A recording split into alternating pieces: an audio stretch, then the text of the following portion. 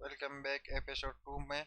आज हम क्लासिफिकेशन करेंगे गाड़ी की मोटिव पावर के लिहाज से, जिसमें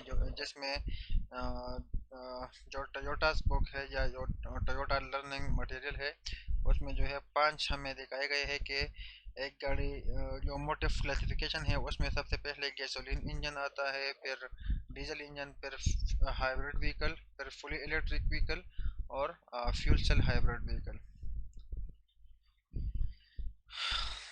जो गैसोलीन इंजन है, this type of engine run on engine that uses gasoline fuel.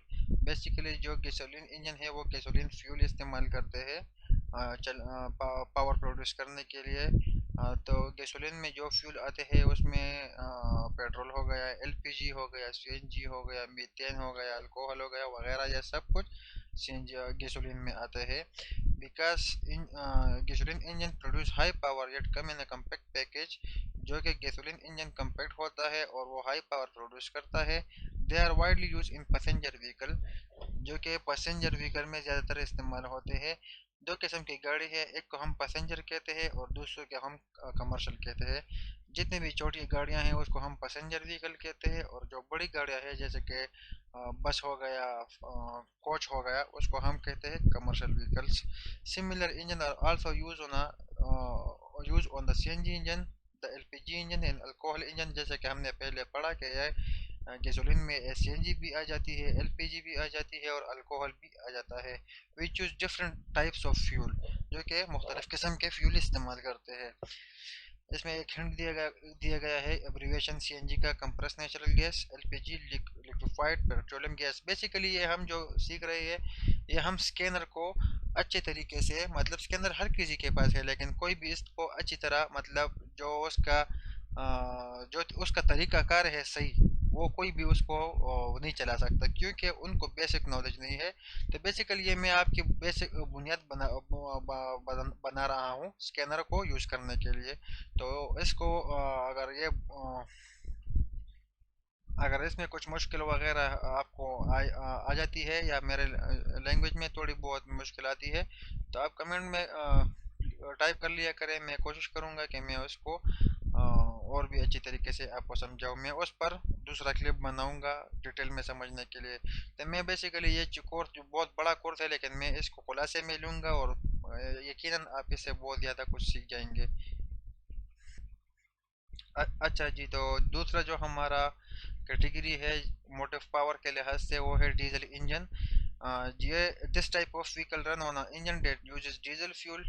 जो डीजल गाड़ी होती है, इंजन होती है, और डीजल फ्यूल ही इस्तेमाल करती है। Because diesel engine produce large torque, क्योंकि ये लंबा टार्क प्रोड्यूस करती है, and offer good fuel economy, और फ्यूल का खर्च भी कम करती है, मतलब कम फ्यूल पर हमें ज़्यादा ताकत देती है। They are widely use in trucks and SUVs. SUVs basically कहते हैं स्पोर्ट्स यूटिलिटी व्हीकल्स, जैसे कि जो लोग रेस के लिए इस्तेमाल करते हैं, या जो हाई लोड ट्रक होते हैं, उसमें ज़्यादातर डीजल इंजन आता है। जो इसमें ये दिखाया गया है नंबर 1 ये इंजन है, और जो 2 नंबर है ये डीजल फ्यूल टैंक है। इंशाल्लाह इसको और भी हम बेहतर तरीके से और डीपली जाएंगे।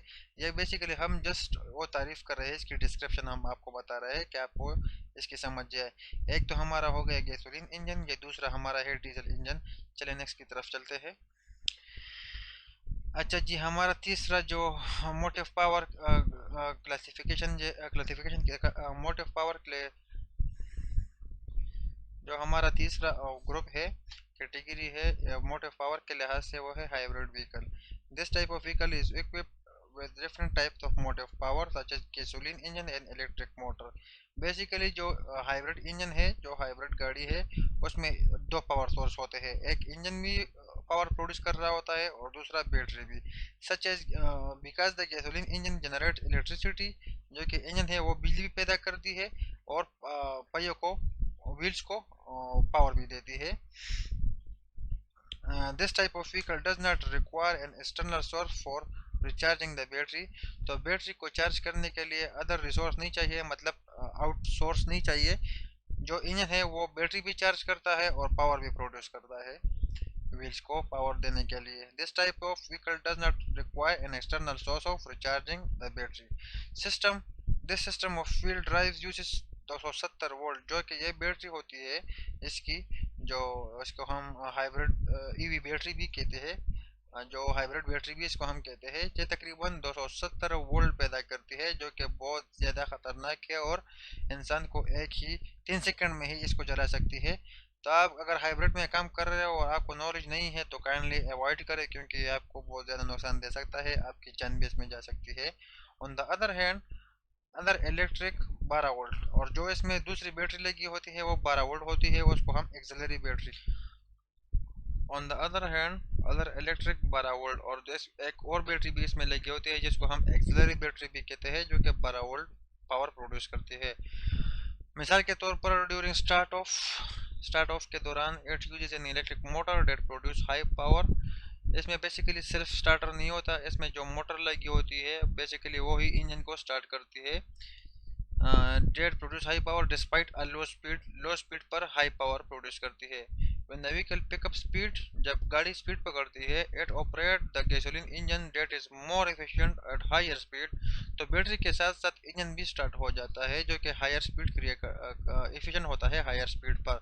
By making the best use of both types of motive force in this manner it is effectively in reducing exhaust emission and improving fuel economy। Basically जो हाइब्रिड इंजन होता है, जो हाइब्रिड गाड़ी होती है, इसमें जो इंजन होता है उसका काम आधा हो जाता है, जो कि हम एक्सीलरेशन देते हैं गाड़ी को हम उठाते हैं, मतलब उसको पिक देते हैं, तो उस टाइम रिच मिक्सचर आता है इंजन में, इसलिए जो हाइब्रिड बैटरी होती है वो ही वो सब कुछ वो सारा पावर जोर बर्दाश्त कर देती है कि जो रिच मिक्सचर है या जो फ्यूल इकोनॉमी वो बेहतर हो जाए और माहौल जो है वो ज़्यादा आलूदा ना हो।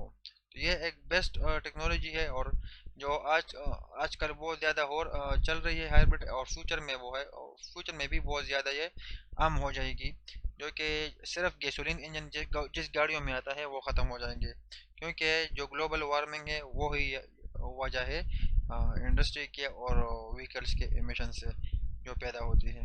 The diagram indicate the Toyota hybrid system gasoline and electric motor. जो ये डायग्राम है बेसिकली ये